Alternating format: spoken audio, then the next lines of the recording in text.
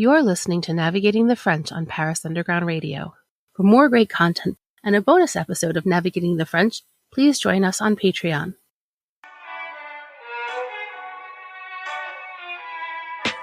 Hello, and welcome to Navigating the French, the podcast where each episode we take a look at a French word and try and see what it tells us about French culture. I'm your host, Emily Monaco. Today I'm joined by Manon Kerjean, co-founder of Lost in Frenchlation, a program that screens French films with English subtitles in arthouse cinemas in Paris. She's here to discuss a word that occasionally means you're being a drama queen, but is also essential to French art and culture. Cinéma. All right, today I am super excited to welcome Manon Kerjean to the podcast. Manon, thank you so much for joining us. Thank you for having me. Absolutely. I would love to hear, for those in our audience who are not familiar with Lost in Frenchlation, could you tell us just a little bit about who you are and what you do here in Paris? Yeah, sure. So Lost in Frenchlation is a movie club, which I started 7 years ago with Matt, who is Australian. And basically, it's screenings of French films, but with English subtitles. And we do this every week at different independent theaters all around Paris. And each screening is preceded by drinks. So other spectators can get to meet each other. We have a lot of expats who come, international students, some tourists, some French people as well. So it's a good way to meet other people who share the same passion for French cinema. And we try to organize things around the film as well. So it's not just watching the film, it's like a whole French cultural experience. So it could be anything from a movie-themed walking tour before the screening, a Q&A with the director or the actor, a wine tasting, concert, dance show, stand-up comedy show. Yeah, just anything the film inspires me. Wow, that sounds like so much fun. I'm sure that all of our Paris-based listeners are going to start coming very soon to these events. And the film club is exporting to other cities in France. Ooh! Started in Biarritz, one cinema in Normandy, and one in Charente as well. So, yeah, we're trying to reproduce these film communities to other regions of France. Wow. And how did you get so involved and interested in cinema? I think it was my parents who transmitted me this passion because they both worked in film. At the beginning, I wanted to be an editor. I tried to go to Lofi, which is a famous film school. And then I went to Berlin for a study abroad program. And this is where I met Matt, the co-founder of Lost in Frenchlation. And we went to a small theater in Berlin who was showing German films with English subtitles. And we thought that this was a really cool idea to get more immersed in the culture because we didn't speak a word of German. And we came back to Paris together and we realized that this didn't exist in Paris. So you can watch American films with French subtitles, but not the other way around. And we thought it was a real shame because, you know, cinema is a huge part of French culture. It's the country where cinema was born. And it's the country in Europe where people go the most to the movies, where most money is invested in movies. So it's really, really part of the culture here. And we thought it should be part of the experience when you're in Paris and you don't speak French. Absolutely. And you already brushed up against something that I really want to know more about, which is, you know, we talk about France as being sort of the birthplace of cinema, of modern cinema. How much, in your mind, do you think we have the French to thank for our sort of cinema culture around the world? Yeah, so as you said, France is the birthplace of cinema. I know some Americans might argue that cinema was invented by Thomas Edison. And it is true that the Lumiere brothers were inspired by Edison's kinetoscope. But the main difference between the cinematograph and the kinetoscope is that it could only be used by one single viewer. Whereas the Lumiere brothers' vision was that with cinematograph, you could both capture and project images on a wall to a large amount of people. And the definition of cinema itself is both the art of recording images and to be able to screen them to an audience. So that's why we consider Entrée d'un train en gare de La Ciotat, arrival of a train in La Ciotat, as the first ever motion picture in 1895, and the Lumiere brothers as the inventors of the art form we call cinema today. Because we have to remember that films are not only shown in cinemas, but they are made to be shown in cinemas. And secondly, I think we need to talk about the French New Wave, La Nouvelle Vague. Yeah. Emerging in the 50s, and it completely revolutionized the rest of film, not only in France, but throughout the world. It's considered by many as the golden age of cinema. And even the American director, Martin Scorsese, said, the French New Wave has influenced all filmmakers who have worked since, whether they saw the films or not, and it submerged cinema like a tidal wave. It is a very, very important moment for cinema in the world. And last but not least, we can talk about Cannes, because we welcome the biggest film festival in the world every year. And most important filmmakers today launch their career in Cannes. And that's whether they're French or not. Yeah. It's international. Now, you have mentioned something that I think is so essential, A, to your project, and B, to this sort of concept of cinema, which is when you were saying that cinema is about not just producing the image, but also projecting it and sort of sharing that experience with a group. And that's really what your Lost in Frenchlation seems to encourage and do. But even if you're not going to a Lost in Frenchlation screening, there's a lot of independent cinemas in Paris. I think there's like 39-ish, something like that, which that kind of echoes this conception that we have abroad of French cinema as being something independent. You know, it's sort of almost the counterpoint of the big Hollywood blockbuster. And we have this idea that French films are always going to be arty, that they might be a little bit sexy, and that they might sort of go above the heads of the average audience. They might be a little intellectual. Do you think that that's a fair conception of how French film is either historically or today? Yes, so to first answer what you said in the beginning, Paris is the world capital of cinema. There is such a large offer of films from so many different countries. You cannot find this anywhere else in the world. So yeah, not only French films, but films from so many different countries, and cinemas don't hesitate to show films which are not mainstream, which are not safe bets, because they have a community of spectators supporting them, and they're also helped by the government. So this explains why. But it depends what you consider as arty. But it is true that art house indie films are more common in France. I think it's because there is a lot of freedom given to the director here, and some financial help as well given to this type of film specifically.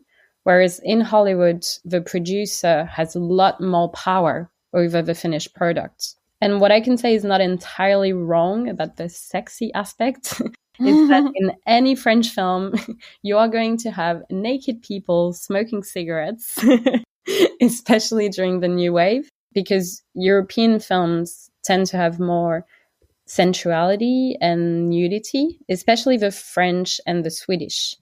But it's not a device for shocking the audience.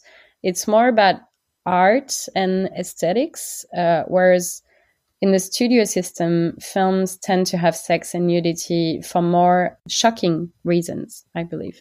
Okay.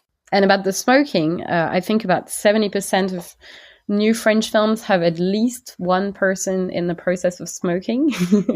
I think one day try to pass a law to try and reduce the number of characters smoking during the films. Many French people mocked the idea because they said you may as well just forbid swearing or driving above the speed limit in a film. So this never really passed. But French films are also notorious for their so-called French endings. I don't know if you're familiar with this term. So I am, but for those our listeners who aren't, would you give us a little bit of insight as to what that is? Yeah, it basically means that a film will not end in a happy or unrealistic way. French New Wave films, for example, were often very faithful to reality, which does not always end happily, compared to Hollywood films since the Disneyfication. So this seems to be one of the differences between American cinema and French cinema. Okay. And I want to circle back briefly to something that you alluded to, which is that some of these cinemas are actually helped out by the government. Can you tell me a little bit more about that program? Yeah, so in France, there is a really cool thing. It's a tax called TSA, which supports filmmaking as a whole and helps to make other movies.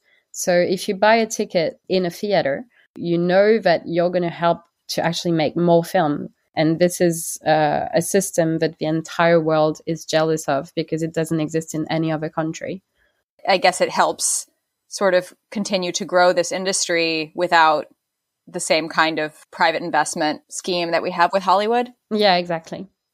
Okay, cool. Now, I think that the image of the French film that you've sort of described thus far of this like sort of arty, nudity, permissible, sort of with these open endings, that's kind of the image that I think we tend to have of the French film world abroad. And I know that when I was growing up in New York, my dad was super obsessed with French cinema. We went to the Paris cinema, we went to the Angelica and saw all of these very sort of nuanced, a lot of new wave films.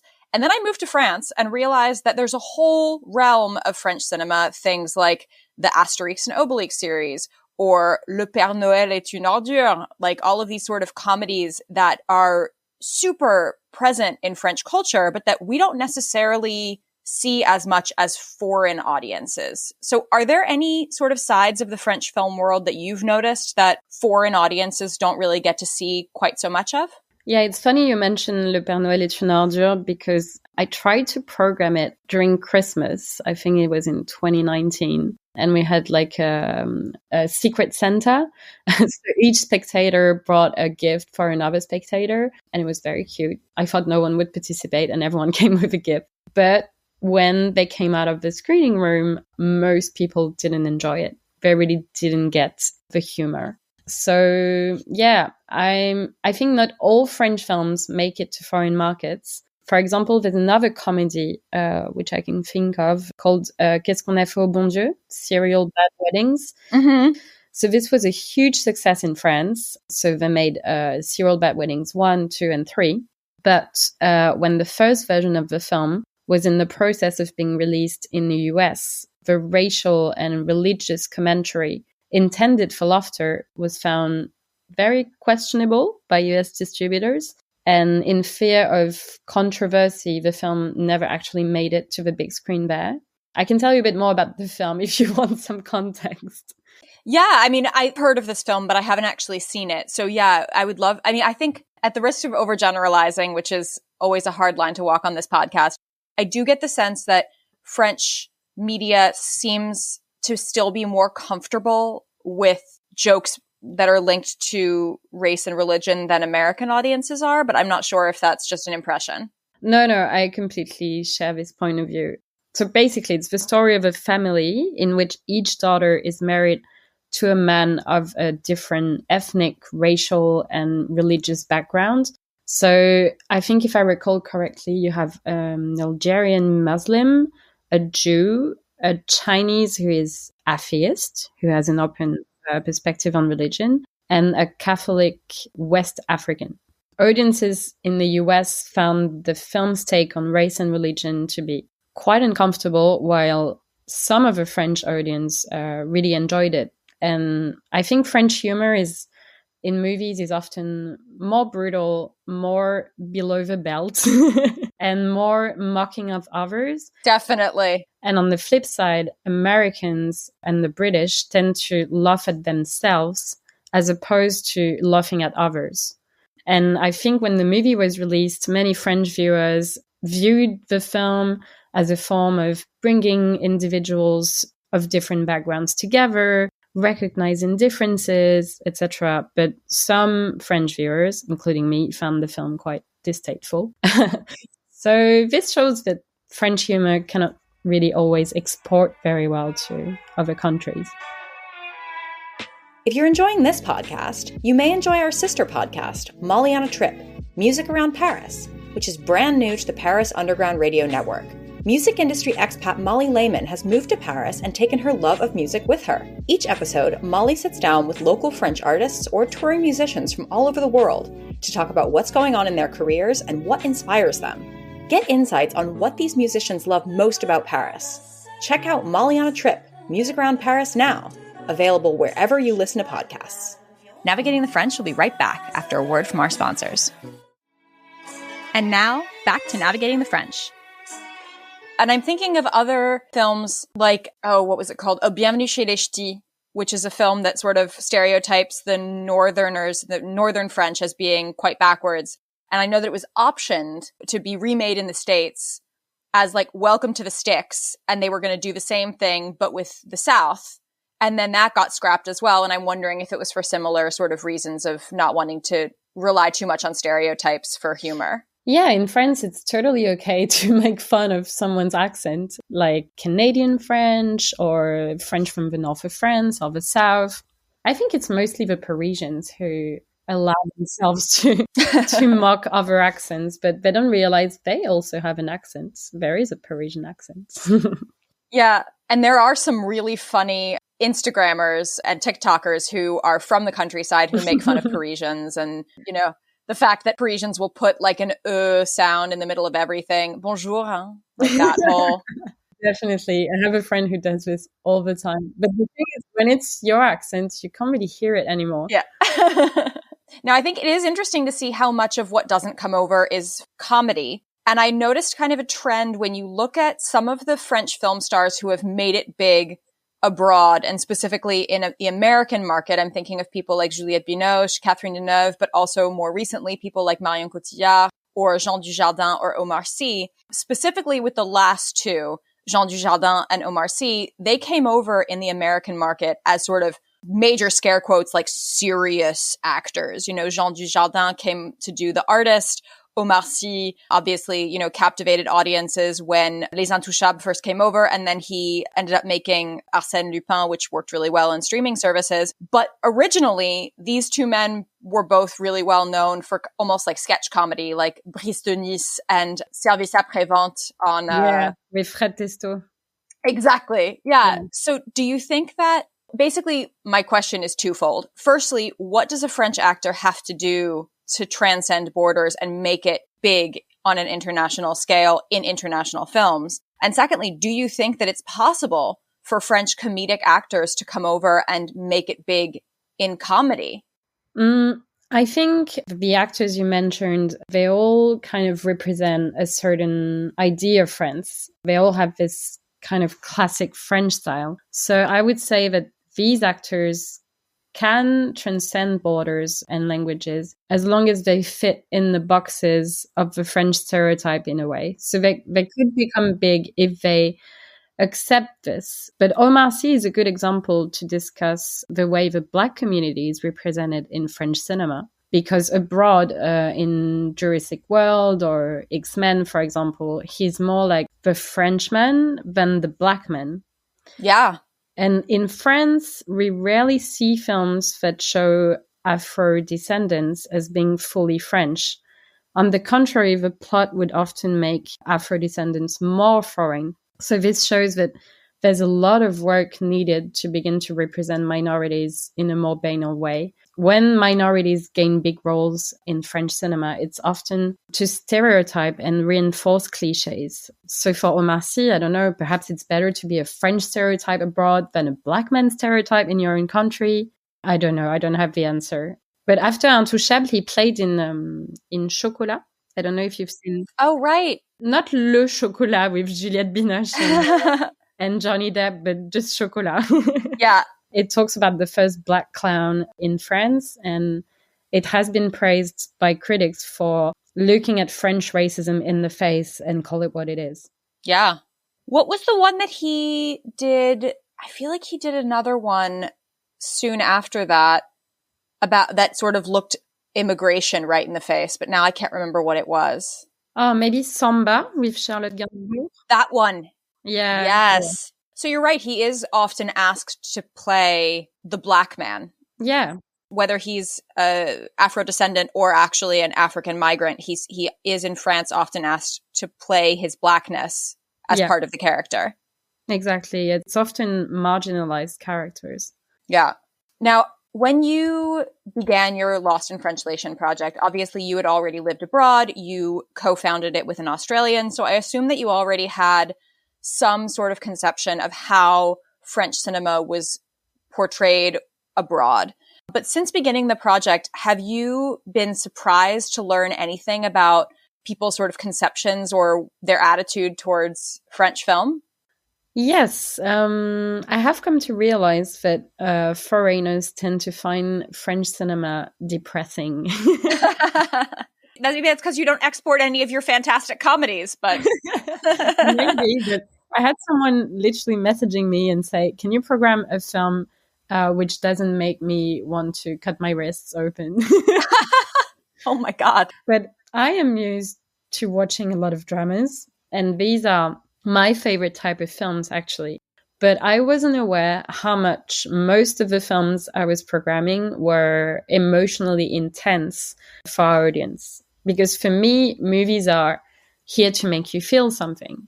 Otherwise, they're a bit pointless. But I think some foreign audiences, and also some French people actually, perceive cinema as an entertainment more than an art. And it's also very important to respect that.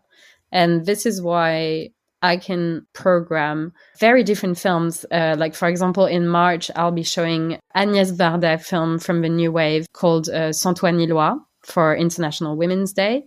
And 3 days later, I'm going to show the new Astérix that you mentioned. So this is a very wide gap, but I try to show them a selection of what French cinema is, from depressing dramas to hilarious comedies. But I remember having someone coming out of a screening room, I think this was like 4 years ago, yelling at me because he came to Lost in Frenchlation to have a good time after work and to relax at the cinema. And he was furious because of the film.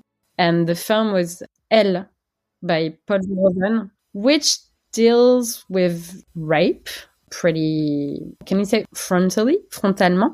Head on, I think Head on, okay. And yeah, I didn't know what to say. I kind of regretted to have programmed the film, but other viewers had debates about it afterwards, and they were happy that they could watch it because a lot of French people were discussing it and they hadn't been able to watch it. So yeah, now I've started to send them surveys to get more information about the type of films they'd like to see, and 70% asked for more comedies. Okay. But the thing is, according to me, good French comedies are pretty rare. Okay. It only happens a few times a year. Like, you don't have a good French comedy every month. I think comedies are much harder to make than dramas. You have to be a really good script writer and have really good comedians. But when there is a good comedy, I program it with a stand-up comedy show beforehand in English. There are a lot of great American and British stand-up comedians in Paris. So we laugh a good time and then we watch many more dramas during the month. Do you have any favorite French comedies? I'm a fan of the classics, like Les Bronzés, all the films from Le Splendide, which was this band of actors back in the days. And the recent ones, I don't know. I loved Le Nom des Gens, which was very political and dealing with, racism in France, pretty head on. Mm-hmm. This was a really good one. And the good one we screened recently, Irréductible, was actually very enjoyable with Jérôme Commandeur. It was making fun of a very French thing, which is les fonctionnaires, and how you cannot fire a fonctionnaire in France. Yeah, this was a good one. Gosh, fonctionnaire would be another fun word to discuss on the podcast. I'll have to remember that. Thank you. Oh, yeah. But there is another element of what you do that I also want to talk about, which is, of course, the fact that you screen these films with subtitles, which is how we abroad are accustomed to seeing French films. But in France, when you bring foreign films over, often they're dubbed. Do you feel like that's something that's continuing still today? Is there still a lot of dubbing in France, or are we moving more towards a subtitling kind of method?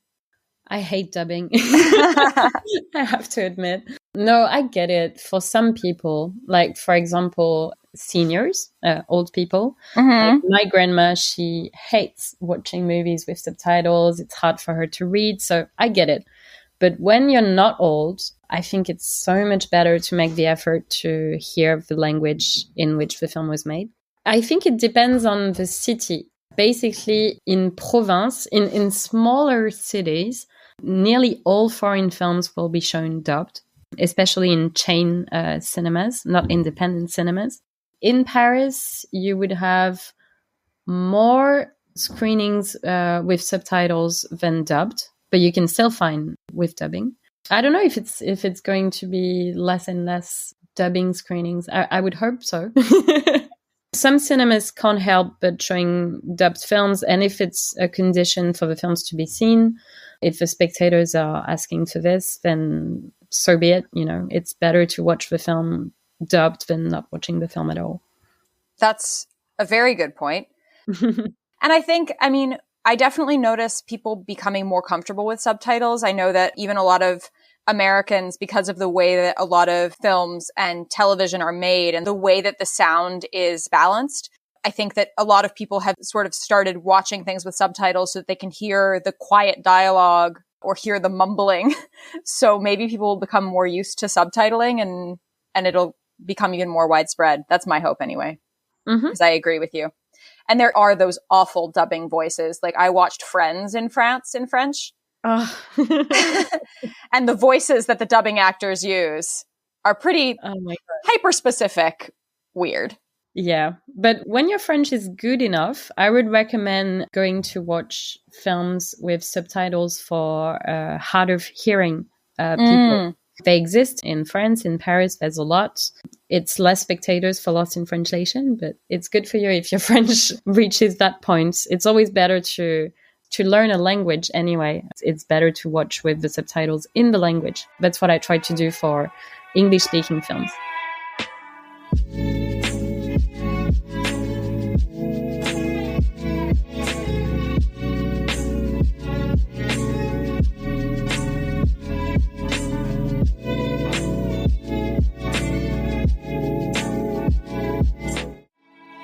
And now, back to Navigating the French. We've talked a bit about your sort of personal tastes when it comes to cinema and how you feel about some of the traditional French comedies. And I know that you love dramas. Do you have any hopes when you're looking at sort of the prospective releases, what's coming next in French cinema? Do you have any hopes for the direction that you hope it will take as an art form and as, you know, a method of entertainment? I hope it will become more diverse, definitely, that it will export abroad more. But my hopes are not really concerning the films that are being made, because there are so many great films that are being made every month. The thing is, they are not watched by enough viewers. I really hope that people will continue to come to theaters instead of watching movies at home, because they got the habit since COVID, and it's definitely not the same experience. I'm not saying you can't combine both, but you shouldn't only watch your films at home if you can. Yeah, as I said in the beginning, films are made to be shown in cinemas in the first place, and theaters and distributors are going through a major crisis in France at the moment. So the best way to support cinema, if you love cinema, is to go as much as you can, especially with this TSA tax, which I explained. It's a virtual cycle. And yeah, at the moment, small films which are being released are not finding an audience. And I'm afraid that the more it goes this way, the less we'll have independent art house films taking risks. And we will only end up with mainstream comedies like Asterix. And Asterix is good. I mean, I think it's great for French cinema. It's a massive production. It's doing pretty well. And we need movies like this to be able to also have smaller films. There needs to be a balance. And at the moment, the balance is not working very well. So yeah, we need to support cinema more and go to see small films at the theater. And for those of you who are Anglophones in Paris, Lost in Frenchlation is a great way to do that. So I will be sure and put links in the show notes so that you can learn more about Manon's project and hopefully join a screening or two yourself. Manon, thank you so very much for joining me today on the podcast. It has been awesome. I just have one last question to ask you before I let you go. And that is, what is your favorite word in French? In French, my favorite word. I can't say cinema. I know my favorite word in English. Ooh, what's your favorite word in English? Well, it's serendipity. Ooh, that's a great one. It doesn't have a translation in French. Well, I think you can say sérendipité, but no one really uses that word. But I'll say sérendipité then. Okay, I love that. Also the name of a questionably good film with Kate Beckinsale, which I kind of loved, unironically.